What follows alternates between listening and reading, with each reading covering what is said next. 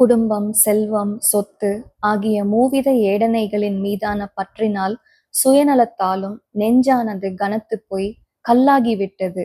அப்படி ஏற்கனவே கல்லாகி சுருங்கிய அந்நெஞ்சில் பெருமானின் பாத கமலங்கள் எங்ஙனம் மலர்ந்திட இயலும்? அருணகிரிநாதர் கந்தர் அனுபூதி எதுக்காக கம்போஸ் பண்ணாரு அப்படின்னு இந்த வரியில சொல்றாரு. மனுஷனோட இதயங்கள்லாம் கல்லாயிடுச்சுன்னோ, பிற உயிரினங்களுக்கு அவங்க எந்த கருணையும் காட்டுறதில்ல. சக மனிதர்களுக்கு கூட எந்த கருணையுமே காட்டுறதில்ல. யார் என்ன கஷ்டப்பட்டா நமக்கு என்ன அப்படின்னு அவங்க காதை மூடிட்டு அவங்க வேலையை பார்த்து போயிடுறாங்க. அப்போ இந்த மாதிரி ஒரு கல் நெஞ்சத்துல எப்படி தாமரை ஆகிய கடவுள் பூக்கும்? How can a lotus bloom in rock?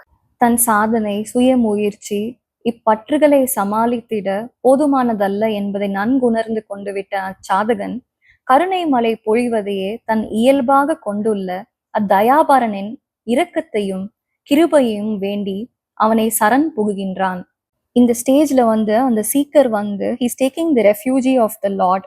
அவரோட மர்சி, கிரேஸ் எல்லாமே அவனுக்கு வேணும் அப்படின்ட்டு இந்த தயாபரன் அப்படின்னா ஆல் கம்பேஷனட் நேச்சர். இந்த நூல்ல முதன் முறையாக அருணகிரிநாதர் வள்ளி தேவிய இச்செய்யுள்ள அறிமுகப்படுத்துறாரு. இது மிகவும் முக்கியத்துவம் வாய்ந்த விஷயம். வள்ளி தேவியார் முருகப்பெருமானை திருமணம் செய்து கொள்ள வேண்டும் என்று ஒரே நோக்கம் கொண்டு எப்பொழுதும் அவர் நினைவில் ஆழ்ந்திருந்தார். ஆனால் அவர் எங்கே இருக்கின்றார் அல்லது அவரை எப்படி சந்திப்பது என்பது தேவியாருக்கு தெரியாது. இருப்பினும் தேவியின் பக்தி ஆத்மார்த்தமாக இருந்ததால் அப்பக்தியே அவரை தேவியின் பால் ஈர்த்து விட்டது. அதாவது அவரே தேவியை வலிய தேடி போனார். எனினும் முதல் முறை சென்ற போது தன்னை யார் என்று காட்டிக்கொள்ளாமல் சென்றார். இந்த செய்யுள்ள வள்ளி சீக்கர், அதாவது ஜீவாத்மனை குறிக்குது. அந்த ஜீவாத்மா திரும்ப திரும்ப அந்த கடவுளோட பேரே சொல்லிட்டு கூப்பிட்டுக்கிட்டே இருக்காங்க. ஏன்னா இந்த மாயால இருந்து அவனால வெளியிலயும் வர முடியல.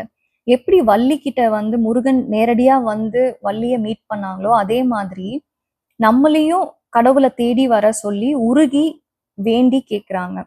Heart is the seat of the soul. அப்போ அந்த ஹார்ட்ல தான் காடும் இருக்காங்க. அப்போ மனம் உருகி வேண்டும் போது அந்த ஆல் கம்பேஷனேட் தயாபரன் அப்படின்னு சொல்றாங்க. ஆல் கம்பேஷனேட் லார்ட் கண்டிப்பா நம்மளை தேடி வருவாரு.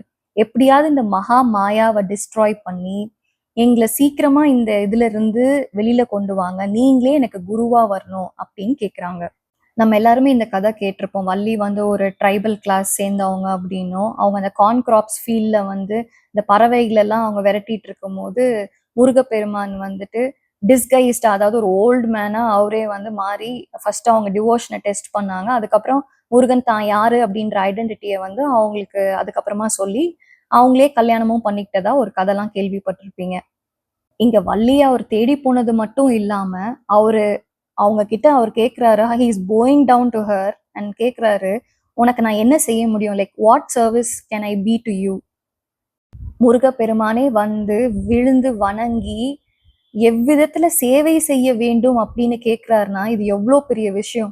ஒரு ஜீவன் தன் மனதார பரமனை அடைய விரும்பினால் பரமன் ஒரு குருவின் உருவில் அந்த ஜீவனை சரியான வழியில் செலுத்தி தன்னை அடைய வைத்து விடுகிறார்.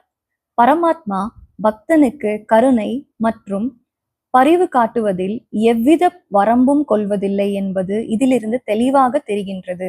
எனவேதான் அவரை தயாபரன் என இச்செய்யுள் வர்ணிக்கிறது. அவர் கருணை மற்றும் பரிவு பரிபூர்ணமாக உடையவராகவும் இருக்கிறார். இங்க முருகப்பெருமானோட கால் லோட்டஸ்க்கு சமமா சொல்றாங்க. தாமரை மலருக்கு ஊமையாக்கப்படுகிறது. ஏனெனில் எப்படி தாமரை படர்ந்து மலர்வதற்கு சேர் எனப்படும் மென்மையான பூமி தேவையோ அப்படியே பெருமான் தாள் பதிய, அதாவது மலர, சாதகனின் நெஞ்சு பரமனை நினைத்து உருகி சேரு போல் மென்மையாவது மிகவும் அவசியம்.